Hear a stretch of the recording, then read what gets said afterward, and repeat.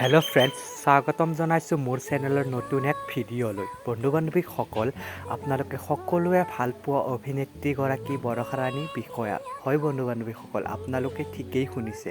আমাৰ সকলোৰে মৰমৰ অভিনেত্ৰী বৰষা ৰাণী বিষয়াই দিলে এটা খুব বেছি ভাল খবৰ।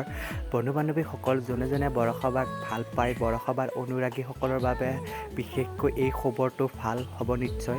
গতিকে বন্ধু বান্ধৱীসকল, কিনো এই ভাল খবৰটো আহকচোন জানো।